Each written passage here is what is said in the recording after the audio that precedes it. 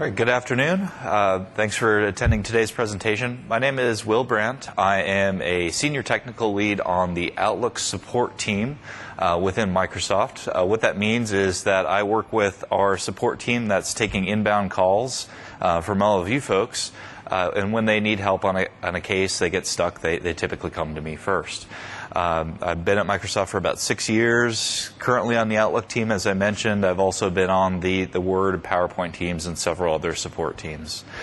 So what we're going to be talking about today is supporting Office in an enterprise environment and some different troubleshooting techniques that you can use, some of the ones that we use internally when we run into problems with customers.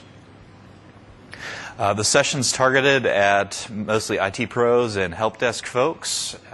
Doesn't mean that other folks won't get benefit out of it, but that's really who this is designed for.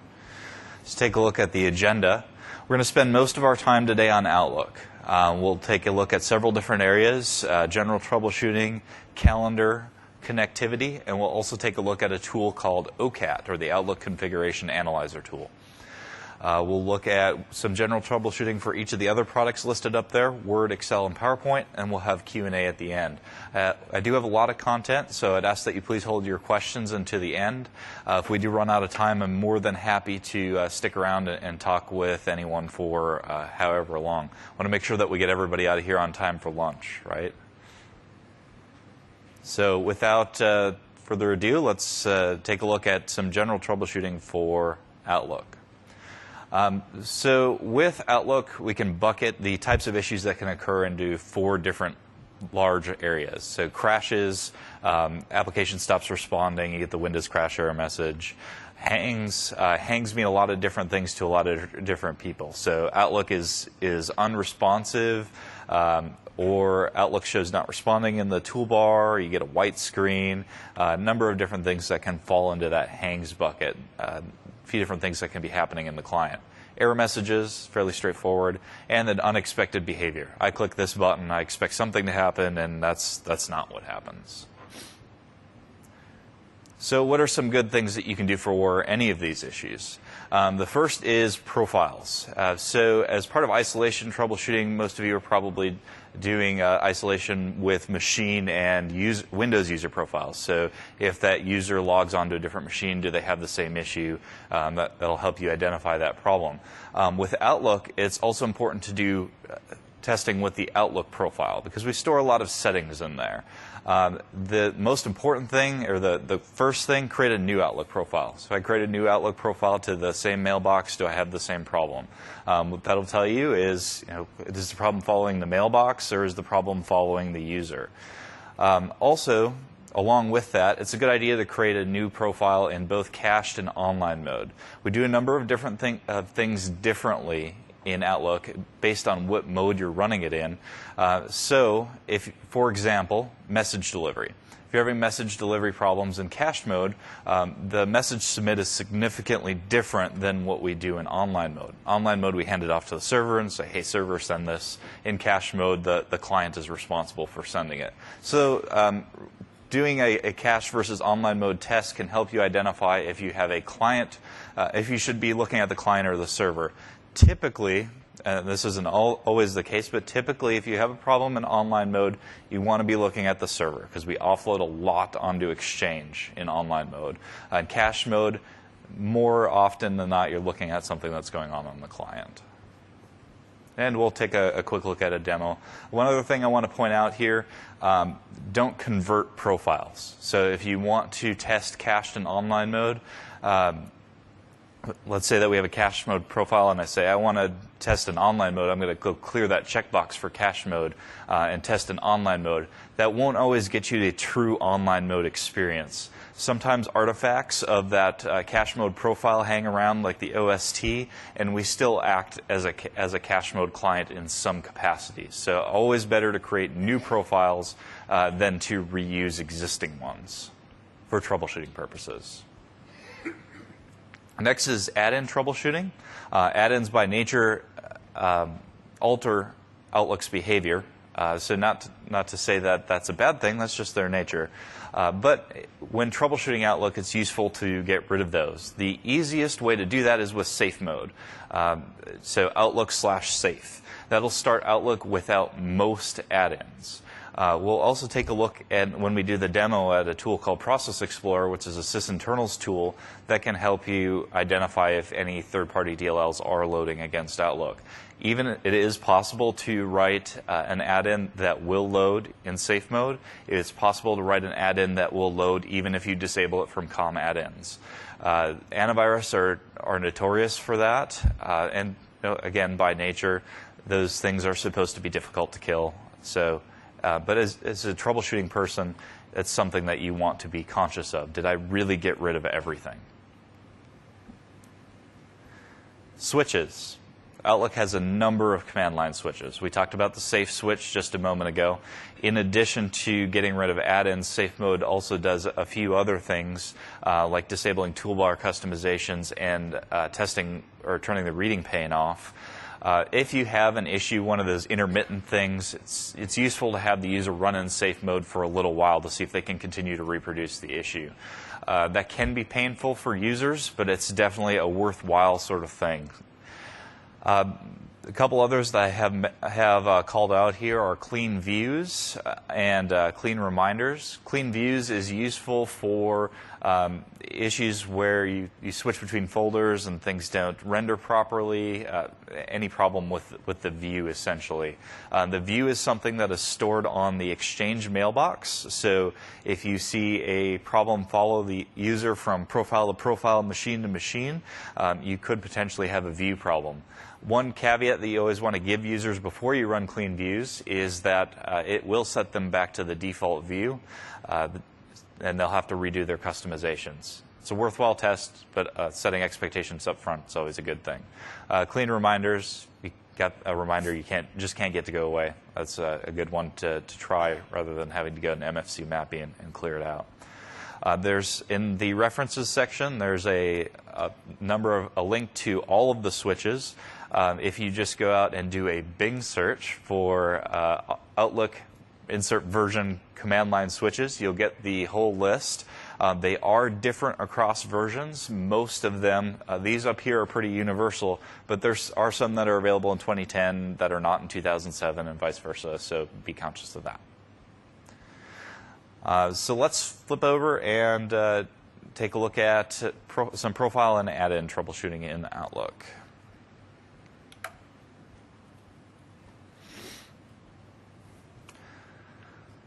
All right, so here we have our Outlook client.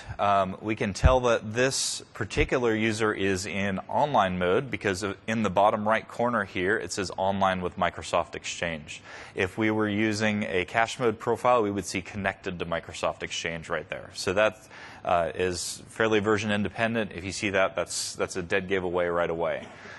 So to test with a different profile, we'll go into Mail, Show Profiles, add ourselves a new one, and we can run through Auto Discover all the way to the end. If I click next here, I'm going to get Cache Mode Profile. If you check this box to manually configure server settings, from here you have the option to clear or check cached exchange mode. So again, just want to reiterate, always test with new profiles. If you have an existing cache mode profile, don't go in and clear this out. I talked to a customer a couple weeks ago, said that we switched a user to online mode, but they were still having messages sit in the local outbox. And that's a cache mode thing. So what had ended up happening was that they had that artifact of cache mode, and they were still getting some cache mode behavior. Not typical, but can happen. So I'm just going to cancel out of that. I'm not going to create the profile right now. And after that, start up Outlook with that new profile, see if the problem follows. So add-in troubleshooting. Disabling add-ins, a lot of this can be done from add-ins. Here we have, in the options menu, here we have a list of all of the active application add-ins. If we go into COM add-ins, we can clear out checkboxes for these add-ins and get rid of most of them. In conjunction with that, we can also launch Outlook in safe mode and get rid of most of them. But if you really want to confirm, and this is something that we do with most customers when they call us for support, this tool is called Process Explorer. It's a sysinternals tool. It's freely available. Again, Bing search, Process Explorer, or check the references. What we'll do in Process Explorer, launch it, go to View, Lower Pane View, and you want to have DLLs checked. From here, we need to find Outlook in our process list, so you can just type Outlook and it will select it for you. And down at the bottom, it shows everything that Outlook is attached to. So you have a number of DLLs that we're attached to for normal operation. If this were a cache mode profile that we were using, you would also see the OST attached here. The typical strategy that I take for this is to sort by company name and just look through and identify anything that's not Microsoft. Once you notice that, and why not Microsoft? Because we would never do anything to cause you problems. So once you identify those, then it's a matter of how do I get rid of that. Sometimes it's renaming DLLs, sometimes it's uninstalling that application. Running without add-ins can be painful for users, again, much like some of those switches we talked about, but it's a necessary test. It'll get you back to bare bones Outlook and it'll help you identify if your problem is being caused by an add-in.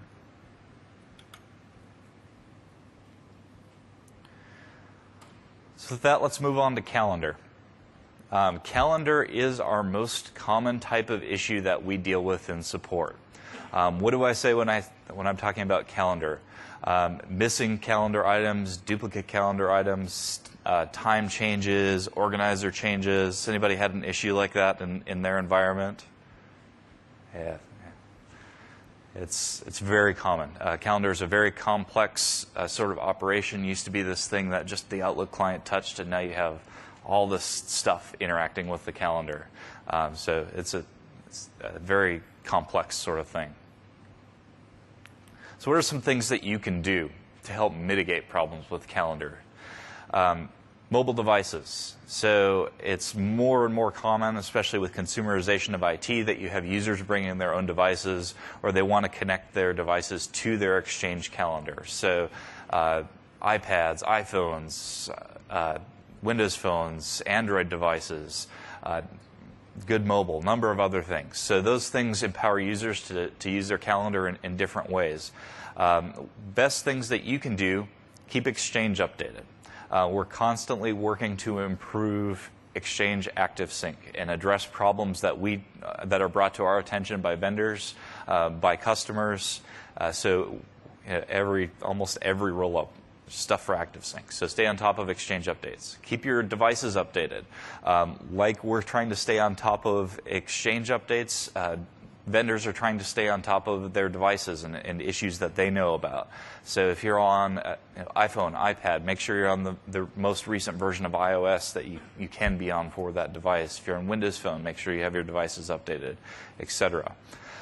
We do maintain a knowledge base article that's up here. It's also in the references section that talks about the current issues that we're aware of with ActiveSync and third-party devices. This is a kind of a living KB article. We update this frequently, so it's a good thing to reference if you have somebody that reports a problem to you. There's several different issues documented out here. Talks about what is the cause of that issue and if there's anything you can do to fix it. Next thing that you can do to avoid problems with Calendar is encourage your users to set end dates for recurring meetings. Can't emphasize this one enough. So the architecture of a recurring calendar item in Outlook is essentially it's one object on the calendar, and it has a recurrence pattern. When Outlook or your device or OA looks at that, it looks at the recurrence pattern and says, okay, I need to put this item on such and such day ending here. Every time you create an exception to that item, so you change the date or time, you add some notes to the field and send that out, you create an attachment. So what happens then when Outlook is processing it, it looks at, says I need to put this on the calendar, and then I need to make all of these changes. Same thing with mobile devices. So all those devices, clients are processing that. Every time you add a exception to an item, you introduce the possibility of corruption. End dates are a way to mitigate that. So how to choose the right end date. That kind of is an art in and of itself. If you have somebody's birthday, you probably don't need to choose an end date to that. That's kind of rude. And it's not going to change. There's not going to be any exceptions to it. So it's fine. If you have a weekly meeting that somebody sends out notes for after the meeting or that frequently changes, maybe you want to look at something like 6 months because you're going to have the possibility for several exceptions in there. If you have a daily meeting, maybe something like a month or 3 months at most. So take a look at the type of meeting that you have and the amount of possible exceptions and use that to determine what the appropriate end date is. Delegates. So delegates are another common cause of calendar issues, or common contributor, I shouldn't say cause, of calendar issues in Outlook/Exchange. There's an inherent logic problem there, and a lot of delegate things are dependent upon communication between the delegates. So it's not so much a software problem, it's who's processing the items. So if you have 15 delegates, manager's processing the item, he accepts it, delegate declines it, last one wins. So whoever is acting last is controlling what's on the calendar. Similarly, if you have an item that's tentative on the calendar that's been processed by Exchange and one of the delegates deletes the meeting request without responding to it, it will disappear from the calendar. That's by design behavior. So what can you do? Well, think about who needs to act on an item, and as a group between those delegates and the manager user, come up with a strategy. Who's going to process these items? What are you going to do with the items that you're not going to process? A general rule of thumb is never delete. If you need to get rid of meeting requests from your inbox, create a folder, move them to there. Also, limit the total number of delegates. So I mentioned 15 delegates just a moment ago. Really bad idea. We actually recommend 4 delegates at most. That's what we test with, 4 delegates. If you have more than that, there's certainly other ways that you can provide similar functionality to them. So what do they really need? Do they need to respond to all the meeting requests, or do they just need to have access to that manager user's calendar? Maybe sharing permissions are a better option. 1 is always best, certainly not possible in all scenarios, but 4 is our recommended maximum. Last thing I have up here is versions of the Outlook client. It is always best practice to have manager users and delegate users on the same version. So same version, same service pack. That's especially true with earlier versions of Outlook, but at least Outlook 2007 SP2 or higher. We made a number of calendar improvements in 2007 SP2, but we'd really like to see them on the same. So if your manager user is using 2010 SP1, we want to see delegates on 2010 SP1 as well. So moving on, let's talk about a tool that you can use to identify calendar problems proactively. This tool is called CalCheck. It was written by one of our engineers within the Outlook support team. It's available out at calcheck.codeplex.com. Also, a Bing search will find this for you. What it does is it opens the default calendar for a given profile. That is controllable via a switch, so if you want to open different profiles or run this per server, you can certainly do that. We open the profile and we check for known problems, so stuff that we know about in support that can cause calendar items not to render, that sort of thing. We check for permission problems. We check for no organizer email address, missing dispid recurring property. That property is missing from the item. It will cause it to not show in day, week, month view. A number of other things. Those are just a couple of examples. CalCheck has a number of switches available. The -A switch will output all items to a CSV file. That's really useful for finding meetings that don't have end dates. If you want to audit calendars for that, we'll look at how to do that in just a few moments.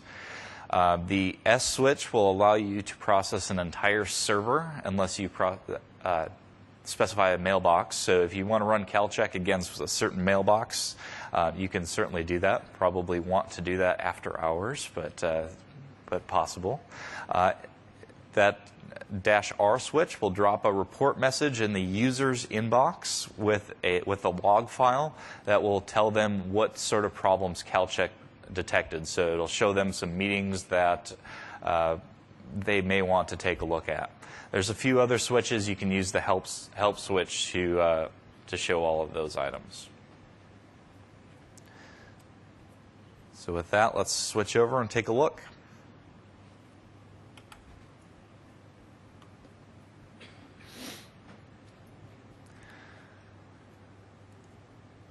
All right, so I have CalCheck downloaded.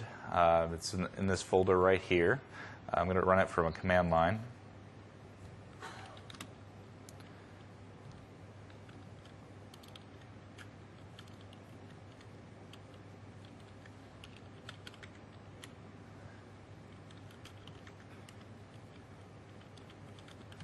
And I'm just going to run it without any switches to start with. So when I run it, initially, the first thing I get a prompt for is which profile do I want to use. And this is profiles that are available on the machine. I'm going to click OK, and it's going to run. This runs very, very quickly. I don't have very many calendar items on this test calendar for the purposes of this demo. It may take a little bit longer if you have larger calendars. And what it'll do is it will drop this calcheck.log file into the same directory as where CalCheck exists. So let's open that up. And the tool outputs a number of different things. We can see which mailbox was opened, if we had a problem with proxy addresses, not necessarily something I'm concerned about. We check local FreeBusy information. So if you're not able to see FreeBusy in Outlook, this may detect a problem for you. Lists out delegates, lists out permissions on the calendar, then goes through and processes each item. So I had 4 items on the calendar, did not detect any problems with the ones that I had. If it did, it would give you an output that said, these are the problems that were detected, and this is what that problem means, essentially. So let's run with the -A switch. Again, prompted for the profile. And it drops the CSV file into the folder for us. What this does, it'll list out what mailbox was processed. You see the subject for each of the meetings that are on the calendar. So these are my 4 meetings right here. Location, and I have a bunch of data about the meeting as far as where it starts, message class, how many recipients that meeting has. Now I mentioned the recurrence.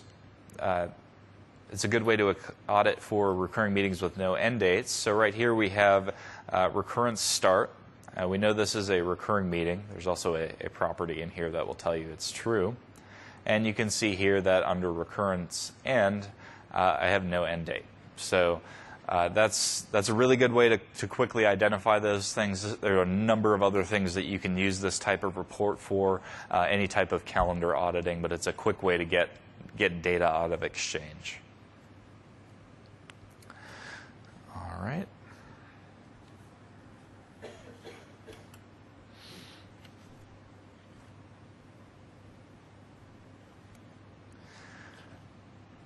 It's connectivity. It's last thing that we'll talk about, or second to last thing we'll talk about for Outlook. First is auto-discover. Auto-discover is something that you need to be really aware of because it's a whole lot more than just configuring the mailbox. So that's one great thing about auto-discover is it'll help you configure a mailbox without a lot of administrative effort. It also tells Outlook how to use a bunch of features. So if auto-discover isn't working properly, you can have problems with things like the availability service, and I'm speaking directly about Exchange 2007, 2010, or Office 365 here. You can have problems with the availability service, not being able to see FreeBusy information correctly. So if I can't pull anybody's FreeBusy, it could be linked to auto-discover. Out of Office, driven by auto-discover. Offline address book, driven by auto-discover. Exchange 2010, Outlook 2010 have a feature called auto-mapped mailbox. That's also driven by auto-discover. Auto-mapped mailbox, what that is if you have full permissions to a mailbox on Exchange, or you have an archive mailbox on Exchange 2010, we will set that up automatically for you in your profile. If auto-discover isn't working, that process will not happen. We'll look at a tool that you can use to troubleshoot it in just a moment to get some information about it. Next tool is connection status. Connection status will show you your active Exchange connections, your active GC connections, and public folder connections. You can get some metrics about those connections. We'll look at that in the demo as well. Last connectivity tool that we have up here is the Remote Connectivity Analyzer. Let's just pull that up here.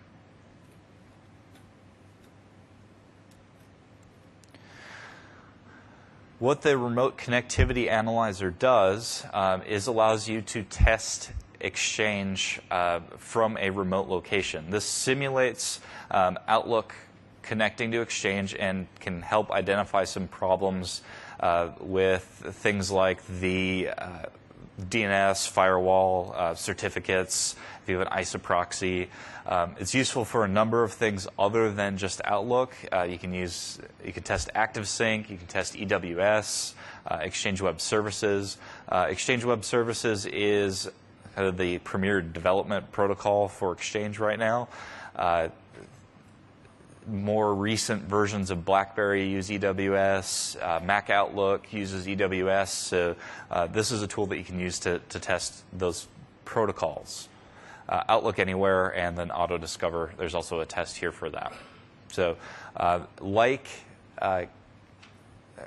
OCAT, which we'll talk about in a few minutes, this will identify any known problems and will try to point you in a direction of how do I resolve this problem instead of just, here's a problem. If we have KBs for that, if we have TechNet content for that, we'll try to point you to that. TestExchangeConnectivity.com. Or Bing search, right? All right, so let's take a look at some different troubleshooting techniques as far as connectivity.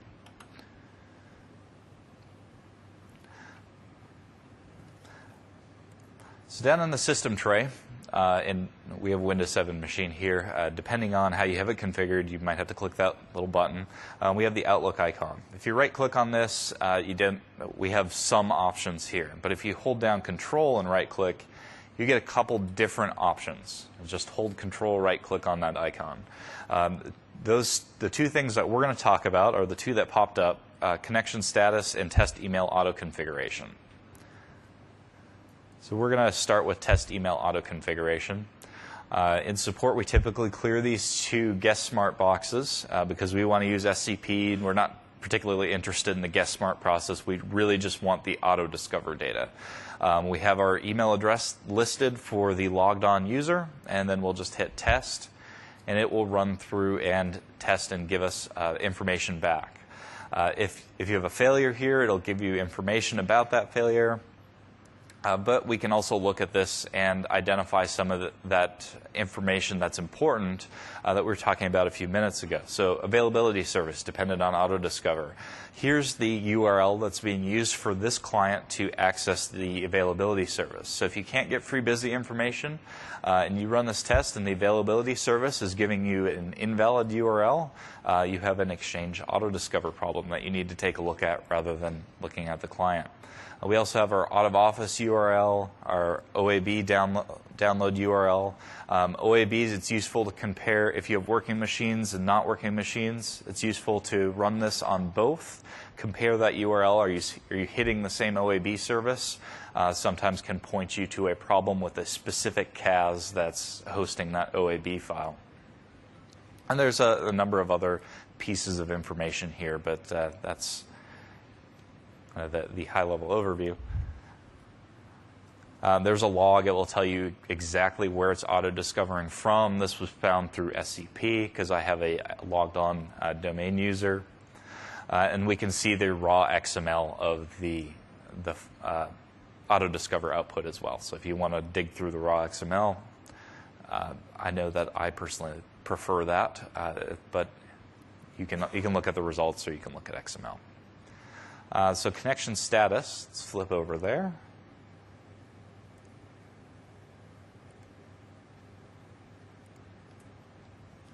Same thing, control, right-click on Outlook connection status, and here you'll see all of the active connections that Outlook has open. So in this test environment, I have a single multi-role server, so all of my connections are going to the same server. But in your environment, you'll see various different things. A few things to call out. I have 2 Active Directory connections. I have 1 active mail connection. If you are opening shared mailboxes, you may see different mail connections to different places. It tells me what type of connection I have. You'll see 2 different things here. We have TCP/IP right now. It means I have an RPC over TCP connection to my Exchange server. If you see HTTPS here, that means that you're doing Outlook Anywhere or RPC over HTTP. That's important to be aware of. If you have a specific problem in Outlook Anywhere, it's good to test and see if you can reproduce it with a TCP connection as well. It'll give you some direction as far as where you should be looking. We have some metrics over further to the right as far as how many requests have been made, what our average response time is, what type of RPC connection we have. This is asynchronous. Last thing that's noted here is version. This can sometimes be useful if you're not, especially if you're in a transition environment, you're not sure where that mailbox lives. Is it on 2007? Is it on 2010? This will tell you. 14 dot whatever is Exchange 2010 service pack, second number. So for example, 14.1 is Exchange 2010 Service Pack 1. 14.0, this is RTM. 14.2 would be Service Pack 2. Exchange 2007 is 8 dot, same convention, so 8.1 Service Pack 1, 8.2 Service Pack 2, and so on. I'm sure nobody's running Exchange 2003, but if you were, it would be 6 dot something. So this is a quick way to look. You can also kick off a reconnect from here if you want to do a manual reconnect without relaunching the client.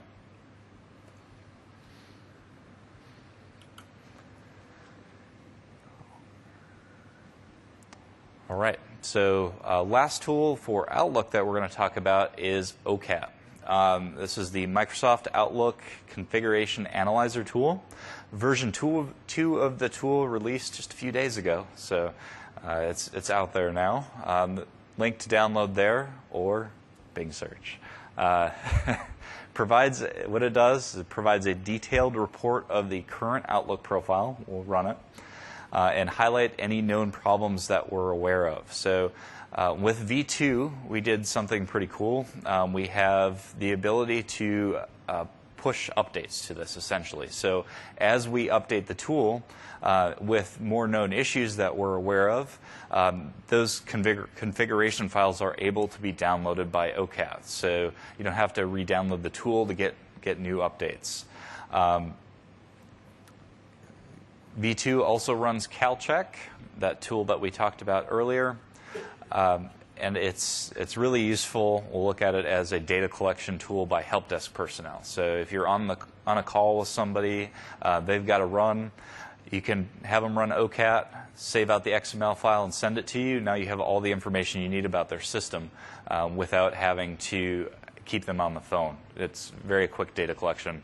We use a form of this we use this as a subset of our data collection tool within Microsoft support. So this is very similar to the tool that we have available.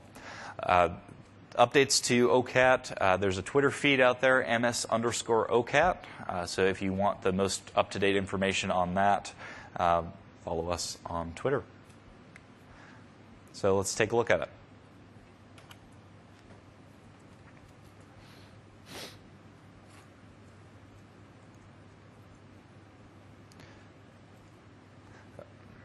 So OCAT gets installed. There it is right up at the top. I'm not going to check for updates, but the first thing that we're going to try each time you launch the tool is check for updates. We'll just go to the welcome screen. If you've ever run like Exchange Extra, Exchange Troubleshooting Assistant, or Exchange BPA, they have a similar sort of look and feel. So we're going to run a new scan, but you'll see I have a couple other options here. I'm able to view a configuration scan that was done earlier on a different machine. And there's also a link to the remote connectivity analyzer. We'll call this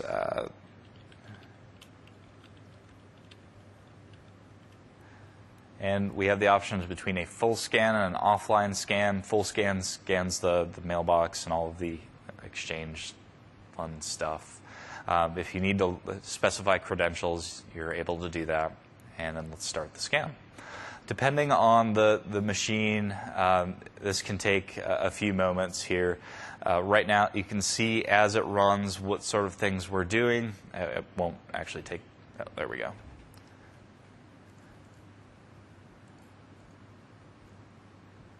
Won't actually take us 10 minutes here. But you can see we're gathering information about the profile, gathering information about the machine, and there we're done already. Again, this is a really small profile, really small mailbox. So in a production environment, you're likely to see this take a little bit longer, but is still very, very efficient as far as a method of data collection.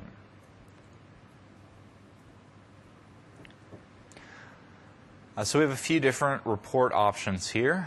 We have our list report that will display all of the things that were found. You can drill through this. If you have any warnings that pop up, any critical items, those will be highlighted here.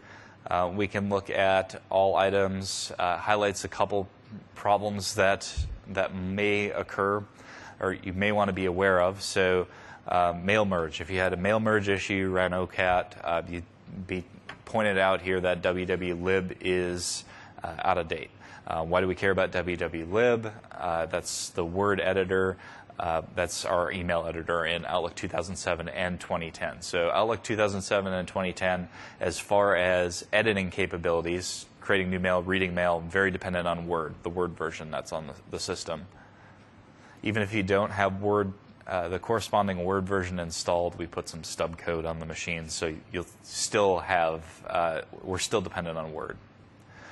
Don't have the latest updates for Outlook, Word, or MSO, so probably a little bit of patching I need to do on this machine, but nothing major. I can also drill through this if I want to. I mentioned that it's a good way to do data collection. I can drill through this. I have the Windows or the Office architecture, the Windows architecture, where it's installed, profile, security settings. So a number of different pieces of data that you can get from this and very quickly collect data. To export this off, just click Export Report. You'll be able to save it out as an XML file.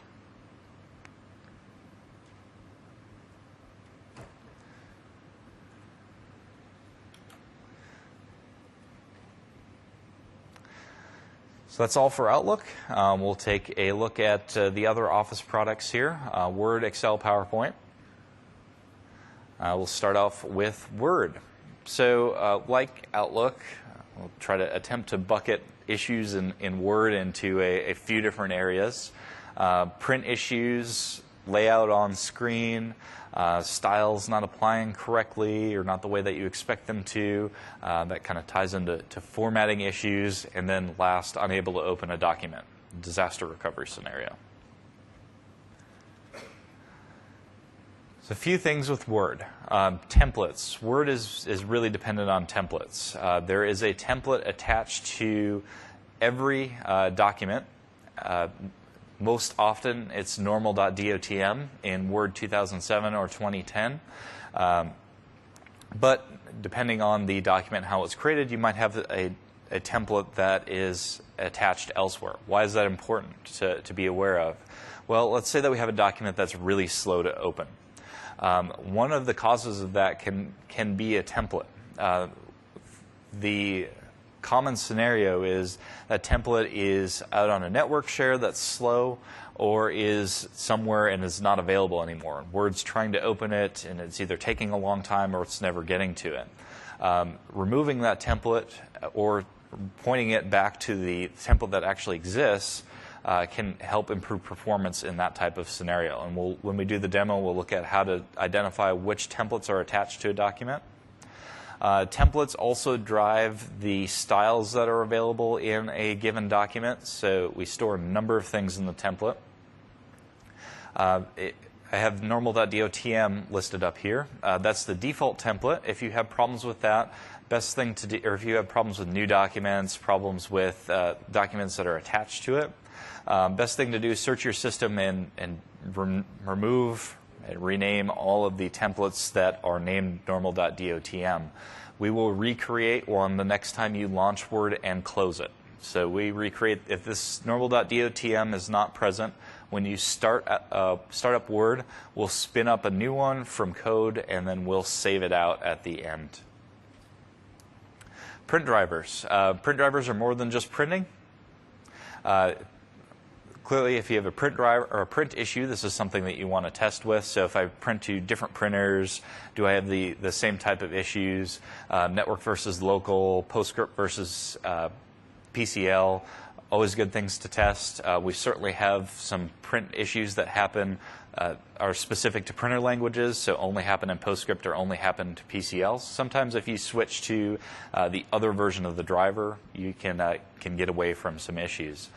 Print drivers are also responsible for layout and routing of documents on screen, so pagination, the way that we display things. So if you're getting unexpected display, quick test to run that's really good is to go in and switch to a different default print driver and then open Word. Typically, I'll switch to a software print driver like a PDF driver or the XPS driver. Those are fairly benign and tend not to, and they're always available. You don't have to deal with the network and having to get out to that printer. So a good thing to at least try for layout issues. Add-ins, like Outlook, Word can be influenced by add-ins. Word's got some additional complexity, so not only COM add-ins, but also templates. So something to be aware of if you are doing troubleshooting. You can use the same techniques that you used in Outlook, so launch in safe mode, see if the problem reproduces. Use Process Explorer to identify anything that might still be loading that you're not aware of. Last thing that we'll take a look at, and we'll focus on this in the demo, is recovering text from corrupt documents. So this is the disaster recovery scenarios. What are some different things that you can do to recover that? And we'll walk through that in the demo here. So let's switch over to our machine.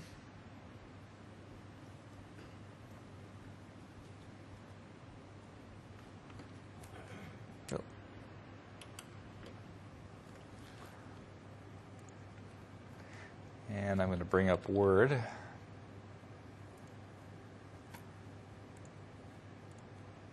Just open up my sample document here. All right.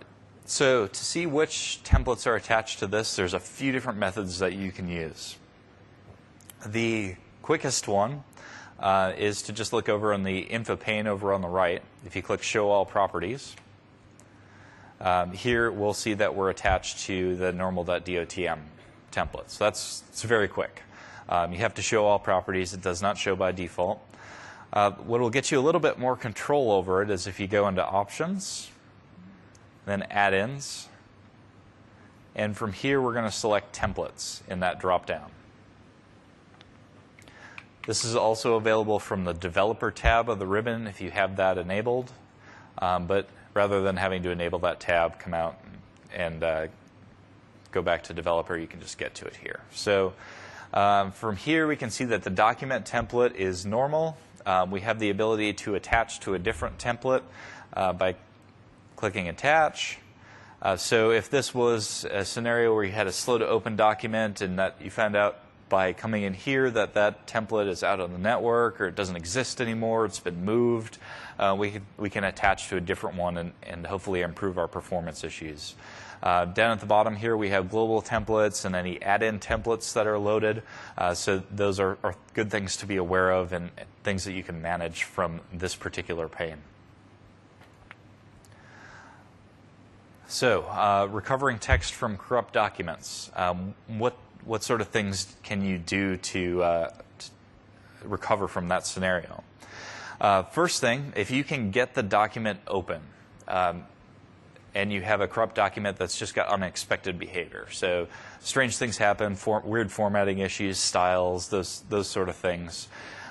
What's the best thing to do? The first thing that we'll usually try and support is if you copy all of the text out of the document except for the last paragraph mark. Now I have formatting marks shown here. That's just under the Home tab of the ribbon to show it and hide those.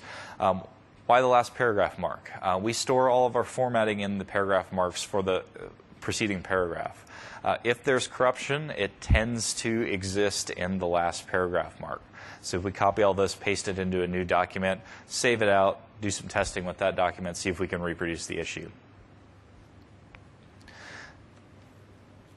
Next course of action, and this is, again, if you can get the document open, is to do a round trip through RTF.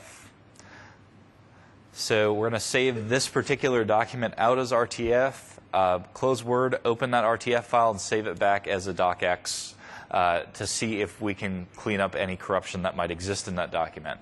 Why RTF? RTF pushes the document through a converter. When we go through a conversion process, we will sometimes drop corruption that exists within that document. RTF doesn't have all the same formatting capabilities as DOC or DOCX does, so keep in mind that you might want to do some comparison to make sure that you haven't lost anything. But if you're in a corrupt document state, a lot of times getting something out of it is better than having a document that doesn't work at all. Next is the open and repair command. So if I go to open, click this drop down, select my document, and then click this drop down, I have the option to open and kick off a manual repair of the document. So Word's pretty good about this normally, but open and repair will, you can kick this off manually from here. You can also open in protected view or a few other things. We also have an option in here called recover text from any file. There we go. What recover text from any file does is it will allow you to open any file, and we'll try to pull out as much text as we can from that file. This gets you into your disaster recovery. I can't open this document. How do I get text out of it? Recover text from any file is a good way to, one thing you can try. I will preface this by saying that recover text from any file can get really, really messy because we'll look at it and try to decide what's important in this document. We might pull in a lot of stuff that you may not consider important. But if you're in disaster recovery, that's one sort of thing that you can do. The last thing that you can do, if you have the document saved in the open XML file format, is we can drill through the XML and we can pull text out of that XML. I will say offhand that the open XML file formats are much more stable than the binary file formats were, so just having it in docx in and of itself should give you some additional stability, but we also have the ability to drill through this thing. So I'm going to make a copy of this. Always make a copy, never delete. the mantra of support. And I'm going to rename this to a zip. And now we have a zip file. All of the open XML file formats, so with Word, PowerPoint, and Excel, they're essentially just a zip container that contains all of the content that's within that file. This is fairly easy to do. What we're going to do here is fairly easy to do with Word, is a little bit more difficult to do with PowerPoint, and is near impossible to do with Excel. So just to preface that. If we drill into the Word folder, we'll see a number of things that are stored within this document. So for example, media, I have a picture in here, so I can pull that picture out if I needed to. There's my picture. That's in my Word document. Embeddings, I have an Excel chart in here. There's the data that corresponds to that. So all of this is stored within the XML. The one that we're interested in for text recovery is the document.xml. So within the document.xml, here's all of my text that's in my document. So this is split out by paragraph. This is going to be a little bit painful to do, but again, if you're in a disaster recovery scenario where you need to pull text out of a document that won't open, you have this available to you with the OpenXML file formats.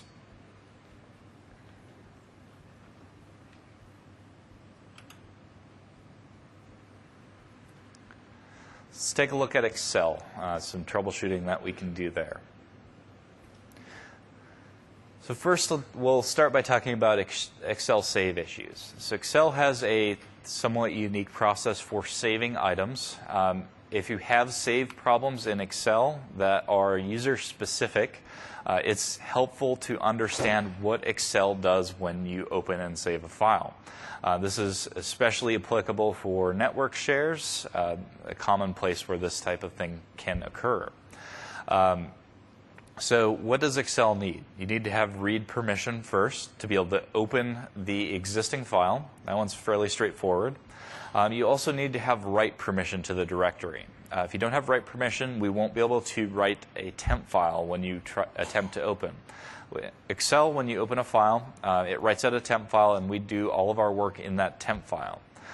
When you go to save the file, we then delete the original file and rename the temp file to the name of the document or the spreadsheet that you were working on. So if you don't have one of these permissions, this process can break down. And you can end up with things like tons of temp files on your network share where users have their Excel documents stored because they're not able to delete those other files that are there. If you have problems on the network, a couple things: copy local. Always see if you have the same problem locally. Whenever you're working with a document over the network, whether it's Word, Excel, PowerPoint, you're generating about 2.5 times the network traffic of that document size. So if I have a 1 meg document, it could have up to 2.5 meg worth of traffic because of how we work with that document. So something to be aware of. It's you're using a lot more bandwidth than just the file. And of course, that escalates as the file size escalates. Also, be aware of antivirus backup software that's running on the server. We talked about necessary permissions. These type of softwares can also interact with Excel as it's trying to open or save a file. So by nature, for example, antivirus or backup software will say, when we create this temp file, antivirus says, oh, look, the new file. I need to scan that. So I'm going to go scan it. And I'm going to put a lock on the file. And now Excel's got problems because antivirus has got a lock on the file. So something to be aware of. You can use Process Explorer. There's when we looked at DLLs under the View menu, there's a thing called Handles. I'll show you what's got a handle on the file. There's a separate process sysinternals tool called Handles that can also be useful for identifying what's grabbing the file if you think that's what's going on. Yes?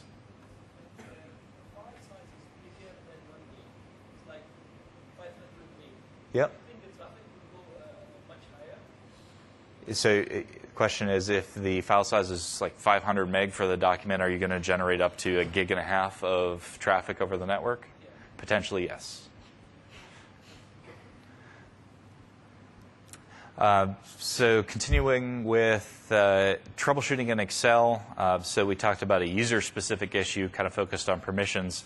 Next is file-specific issues. So formulas that don't calculate correctly can indicate a corruption in the file, just general erratic behavior, crashes when using specific sheets. When we do the demo, we'll look at some items that you can use to troubleshoot those. Performance, formulas and macros that reference entire columns. If you have performance issues, take a look to see if you have this, especially if you're looking at legacy spreadsheets. So why is this important? If you had a spreadsheet that was created in Excel 2003 and performed great in Excel 2003, and now you've upgraded to 2007 or 2010 and you have a bunch of performance issues, what just happened with those sheets? You went from the 65,000 rows that you were calculating in Excel 2003 to now calculating 1 million rows. If you have like sum C:C, Excel 2003, that was a 65,000 plus item calculation, and now you have a 1 million item plus calculation. So if you have a number of those that can start to compound itself very quickly, and every time you're doing a calculation, you're seeing performance issues. Abundance of objects, we have a good example of this in the demo, but if you have a number of shapes in the spreadsheet, that can cause performance issues with rendering. So what are some other things you can do? Round trip the file. So like we did with Word through RTF, same thing applies for Excel. So if you try and round trip through XLSX, XLS, or XLSB, does that clean up any problems with the file? We can also focus on some of the more common problem areas. So shapes within the spreadsheet. We'll look at that in the demo. Styles. Are there lots and lots of styles in the sheet? And if we clean those up, does the problem go away? Defined names. Are there dead defined names in the sheet? We'll look at that in our demo as well. And then another troubleshooting technique, Excel in a new shell. And what we mean by that is open up Excel in a new window, copy all of the content from that existing spreadsheet into a new sheet. Does it follow? Is the corruption at the workbook level instead of the data that's within each one of the sheets? So let's look at our troubleshooting here.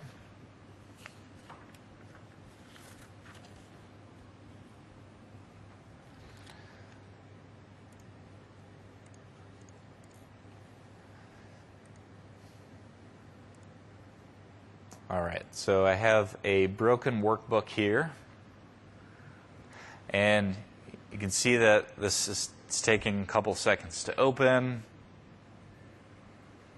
A little bit more time. This VM has 4 gigs of memory, by the way, so it's very performant. This is not a machine issue by any means. It's probably difficult to tell, but as I click around the sheet, it's very slow. As I scroll through it, it's slow to render. So working with this particular sheet is going to be painful for the user. So what's going on with this particular sheet is we've got a number of shapes in here. I'm going to use the go to special command to highlight those shapes and then delete them out. So if I click find and select and then go to special, I have the ability to select a number of different objects that exist within the sheet. What I'm interested in here is objects.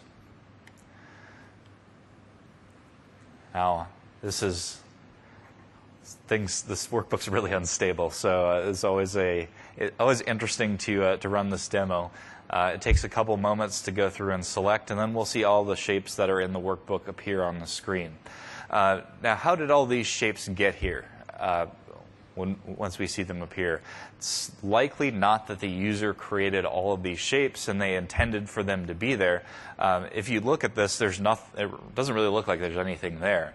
One of the more common causes of this is copying and pasting content. So if you copy and paste content from a web page, you copy and paste content over and over within the same sheet. In addition to the data that you're trying to copy, you're also copying those shapes. So it's not user intention for them to be there, but they exist and they contribute to the problem that's occurring.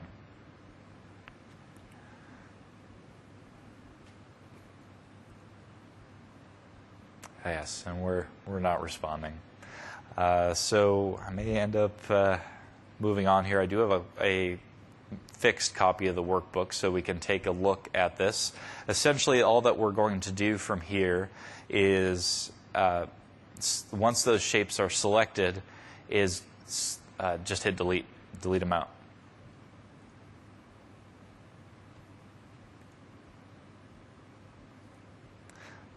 All right, we'll move on here now. So I'm going to reopen this up, and we'll take a look at the other problem sheet. And again, a bit slow to open. The next thing that we're going to look at is what's driving the slow to open thing here. So if we go to our defined name sheet, don't have a lot of data in here. I'm going to go over to formulas and then to name manager, and you can see that I have a ton of defined names in here. A lot of those that have pound refs, so a lot of invalid references. When you open the workbook, Excel has to go out and check all of these named ranges to try and open them. You can see that we're pulling other sheets that I don't have access to out on the iDrive. I don't have this document on C. I don't have this document that's on or sheet available on that network share. So a number of things that Excel's trying to do. Again, it's a good thing to go through and clean these up so we can identify the ones that aren't being used anymore, edit those ranges if we need them to point them to where the worksheet actually exists. But I've already done this in this other document. So I'm going to close this one, and we'll just make sure that Excel's closed. Yeah, Excel's closed. Nothing behind my back. We'll open up the fixed document, and you'll see it opens very, very quickly. And the only difference, and as I move through this, it's also very, very responsive. So the only things that are different about this workbook versus the problem one is all of the shapes have been removed and all of the named ranges have been removed. Then the last thing that we talked about was Excel in a new shell. Really easy way to do that, especially with Windows 7. Just pin Excel to the left, and then you could open a new Excel instance if you just right-click on Excel. Here we've got another window, and now we can copy our data out of here and paste it into our new sheet. So that technique is called Excel in a new shell. The two-window thing you can do with any Office application in 2010, Word, PowerPoint. It's a requested feature for PowerPoint for quite some time.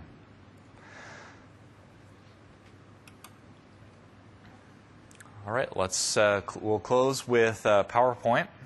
Some different items to take a look at there. First is slide masters. If you're not familiar with slide masters, they're present in every presentation, whether you're aware of them or not, and they control the available layouts within the presentation and any formatting that's available within that presentation.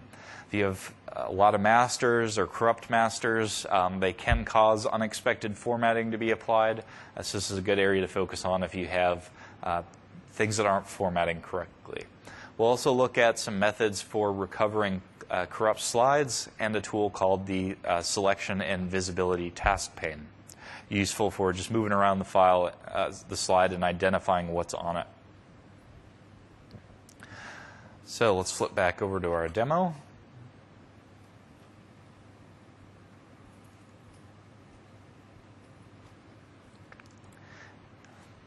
To view the masters, if I go to the View tab and then hit Slide Master from here, this will show me all the slide masters that are available in this presentation. Now, I have a number of content masters. These are what drive the content that's available in the new slide drop-down, and also what control the formatting for each of these slides. I only have one here, and if I mouse over each one of them, you can see which slides they're used by. So a good troubleshooting technique is to come in here, take a look at the masters that are available, remove ones that aren't used by any slides. What's the most common way that this occurs is users copying and pasting slides from other presentations and choosing to keep source formatting. When you check that keep source formatting box, what you're telling PowerPoint to do in the background is bring in the slide master from that other presentation and save it in my this current presentation. If I'm copying slides one by one and choosing keep source formatting every time I do that, I get a new slide master every single time I do a copy. So in addition to causing formatting problems, if you have a lot of objects on those slide masters, you can also get some file size bloat. It's a good way to control that.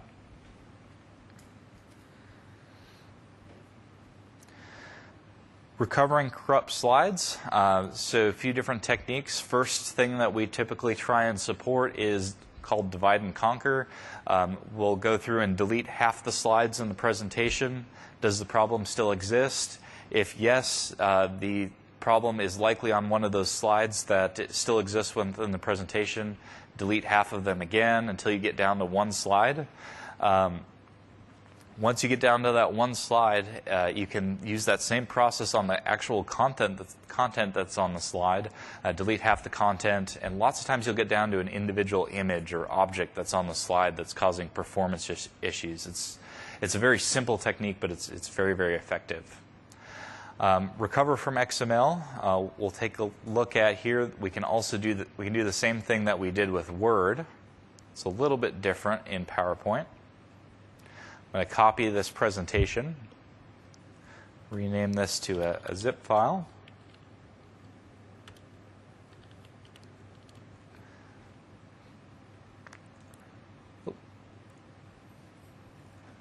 Got my asteroids finger going.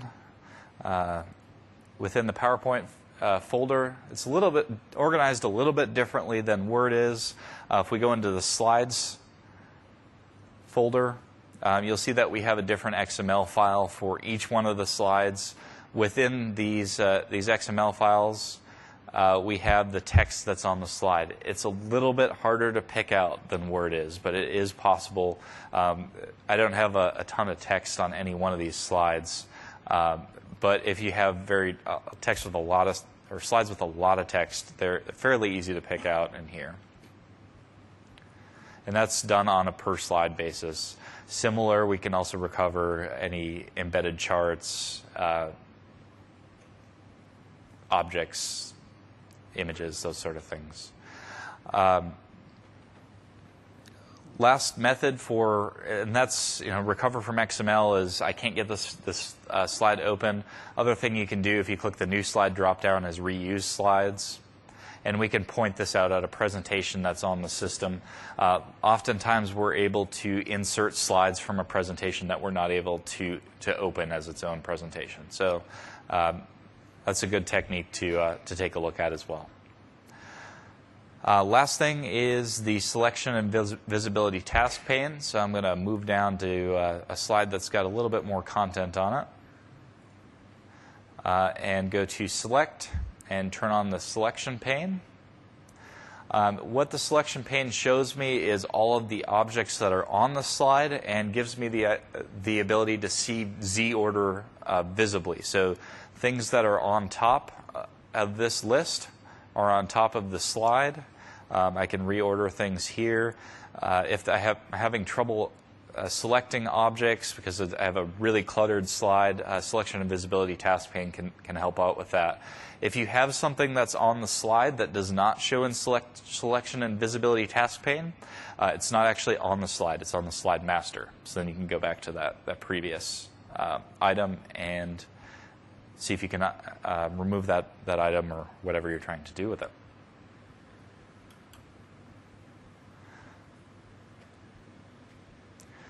So in the slide deck, if you pull this down from the site, you'll have a list of the resources that we talked about in throughout the presentation. We have Outlook resources here, the Twitter feed for OCAT, ms_OCAT. If this is information that you were interested in, we have a number of other Office and SharePoint sessions left during the presentation. So here's some of the other ones that are going on. Some resources for Office content, whether it's 365 or just Office Client. And please submit your evaluations. Your evaluations help us decide if we're delivering the right content, also help me improve as a speaker. So appreciate your evals. With that, I'll open it up to any questions. And thanks for attending this session today. Hope you enjoy the rest of TechEd.